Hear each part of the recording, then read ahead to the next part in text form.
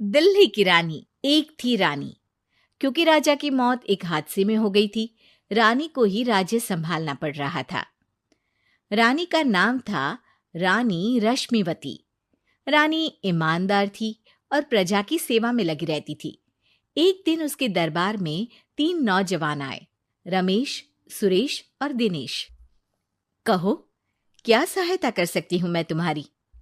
हम आपके दरबार में काम करना चाहते हैं ताकि जनता की सेवा कर सके। लेकिन अभी तो तुम्हारी उम्र बहुत छोटी है। तुम लोगों को तो अभी अपनी पढ़ाई पर ध्यान देना चाहिए। हमारा मन पढ़ाई में नहीं लगता। माता पिता को लगता है कि हम किसी के लायक नहीं है और हम साबित करना चाहते हैं कि हम लायक हैं। उत्साह बहुत अच्छा है, मगर अभी उम्र कच्ची है तुम लोगों की। अरे उम्र से क्या होता है रानी जी?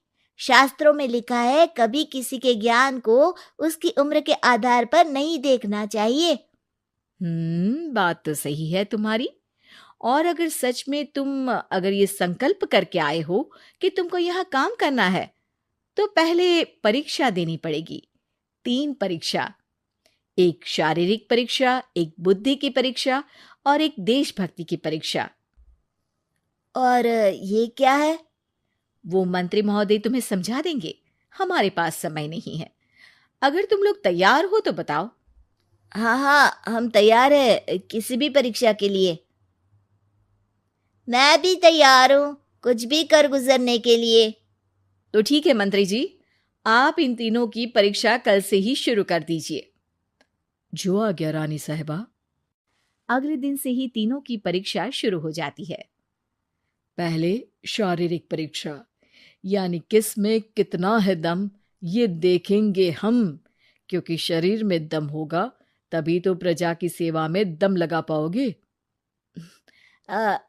हमें क्या करना होगा? वो पेड़ दिख रहा है, जो सबसे पहले चढ़ेगा उस पे दरबार में नौकरी पाने के अवसर उसी के बढ़ जाएंगे। मैं चढ़ता हूँ। अरे रुको रुको, गिनती गिनने दो। 1, 2, 3। 3 की गिनती के बाद रमेश और सुरेश भागकर पेड़ के पास गए, मगर दिनेश आराम से पेड़ के पास गया।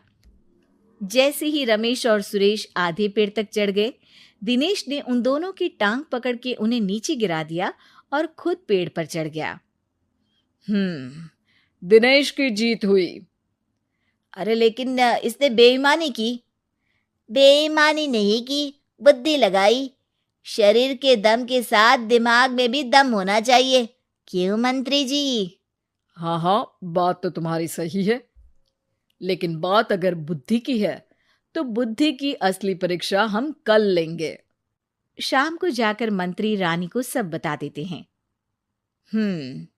यानी दिनेश उन सब में ज्यादा होशियार है। जी रानी साहिबा। अगले दिन तीनों की बौद्धिक परीक्षा का समय होता है। आज हमें क्या करना है मंत्री जी? थोड़ा सब्र करो, कल जल्दबाजी में ही हारे थे तुम। सही कह रहे हैं मंत्री जी। अरे तू क्यों ज्यादा बोल रहा है? तू भी तो हारा था ना कल। ए दिनेश, ज्यादा होशियार मत बन। अरे अरे अरे, लड़ो मत। आज की परीक्षा पर ध्यान दो। आज की बौद्धिक परीक्षा में ये कुछ बोरे हैं, कुछ में नमक है और कुछ में रुई। जिसको जो ले जाना है उठा लो। देखते हैं कि कौन जल्दी से कोई भी एक बोरा नदी के उस पार लेकर जाता है। समय शुरू होता है अब। तीनों बोरों की तरफ बढ़ते हैं। सुरेश, नमक की बोरी भारी है, ले जाने में मुश्किल होगी। हाँ हाँ, सही कह रहा है, रुई हल्की है, हम दोनों रुई लेकर चलते हैं। अरे भाई, मैं तो नमक लेकर जाऊंगा। रमेश और सुरेश ये सोचकर हंसते हैं कि आज तो दिनेश हार ही जाएगा। दौड़ शुरू होती है। 1, 2, 3। तीनों नदी की तरफ भागते हैं। रुई में वजन कम होने के कारण रमेश और सुरेश आगे निकल जाते हैं और दिनेश थोड़ा पीछे। पर जैसे ही वो सब नदी में जाते हैं, दिनेश की बोरी का नमक गलने लगता है और वजन कम हो जाता है, जबकि रमेश और सुरेश की रुई में पानी भर जाता है और बोरी का वजन बढ़ जाता है। अरे ये इतनी भारी क्यों हो गई रमेश? अरे मुझे क्या पता, शायद जादुई बोरी है। अरे लगता है कि हम बेवकूफ बन गए। बने नहीं हो, तुम हो ही बेवकूफ। इतना तो पता होना चाहिए कि पानी में नमक गल जाएगा। दिनेश का पूरा नमक गल जाता है और बोरी खाली हो जाती है। वो जल्दी से रेस पूरी कर लेता है। इस परीक्षा के विजेता भी दिनेश ही हैं। उसने दिमाग लगाकर दिखा दिया कि वो बौद्धिक परीक्षा में भी रमेश और सुरेश से आगे है। अब कल तुम्हारी देशभक्ति की परीक्षा होगी, जो स्वयं रानी मां लेंगी। रात को फिर मंत्री रानी के पास जाकर बता देते हैं कि आज की परीक्षा में कैसे दिनेश ने अक्लमंदी दिखाई और बौद्धिक परीक्षा में भी उसी की जीत हुई। अरे वाह, दिनेश तो हमारे बहुत काम आ सकता है। हम उत्साहित हैं कल की परीक्षा के लिए। वो तो ठीक है रानी साहिबा, लेकिन हमने सुना है कि पड़ोसी राज्य का राजा आकाशदीप हमारे राज्य की सीमा में घुसपैठ कर रहा है। ये तो चिंता की बात है। हमें जल्द ही कुछ करना चाहिए। अगले दिन रमेश, सुरेश और दिनेश अपनी आखिरी देशभक्ति की परीक्षा के लिए दरबार में आते हैं। प्रणाम रानी साहिबा। नमस्कार रानी जी। प्रणाम रानी माँ। हमने तुम्हारी परीक्षा पर गौर किया। दिनेश आगे हैं। हम तुम तीनों में से किसी दो को ही दरबार में काम दे सकते हैं। किसी एक को आज जाना होगा। तो देशभक्ति की परीक्षा के लिए तैयार हो? पूरी तरह से। मैं तीनों से एक ही सवाल करूंगी। जिसका जवाब सबसे सही लगेगा उसे तो नौकरी मिल ही जाएगी।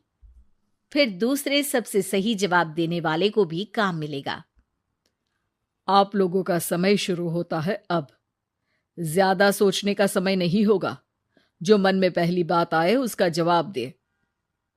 तो सवाल यह है कि तुम इस मिट्टी के लिए क्या कर सकते हो? मैं इस मिट्टी को साफ रखूंगा। यहाँ के लोगों के भोजन की कमी को मैं पूरी करूंगा। मैं यहाँ के लोगों को गले लगा लगा के उनको खुशी दूंगा रानी माँ, और गरीबों के लिए घर बनवाऊंगा। मैं इस मिट्टी के लिए किसी की जान भी ले सकता हूँ रानी माँ। मंत्री, दिनेश को एक तलवार दो। जी रानी जी। दिनेश, पड़ोसी राज आकाशदीप की जान तुम्हारे हाथ में है। जाओ, अपना काम पूरा करो। आज रात को तुम उस पर हमला करोगे जब वो सो रहा होगा। दिनेश वहां से चला जाता है। रानी मां, ये आपने क्या किया? अभी किया नहीं है मंत्री जी। आप आकाशदीप को संदेशा भिजवाओ कि पड़ोसी देश का एक कातिल रात को उन पे हमला करेगा और दिनेश को पकड़वा दो। अरे, ये आप क्या कह रही हैं और क्यों कर रही हैं आप ऐसा? राजा को लगेगा कि हमने उसकी मदद की, उसकी जान बचाकर। वो हमारे राज्य का पीछा छोड़ देगा और हमारा एहसानमंद हो जाएगा। और दिनेश का क्या होगा? इस राज्य को दिनेश जैसे शातिर और लड़ाकू लोगों से ज्यादा जरूरत है, ऐसे लोगों की जो लोगों को खाना खिलाने की और खुश करने की बात करे। और ये गुण सुरेश और रमेश में है। इन्हें नौकरी दे दो। दिनेश बहुत चतुराई से नौकरी हड़पना चाहता था, जिसके लिए उसने रमेश और सुरेश जैसे दोस्तों का भी नुकसान किया। पर रानी ज्यादा चतुर निकली। उसने एक तीर से दो निशाने लगाए। दिनेश जैसे खूंखार युवक को राज्य से बाहर करवा दिया और पड़ोसी राजा आकाशदीप को अपना एहसानमंद कर लिया। पूरा दरबार रानी की जय जयकार कर रहा था।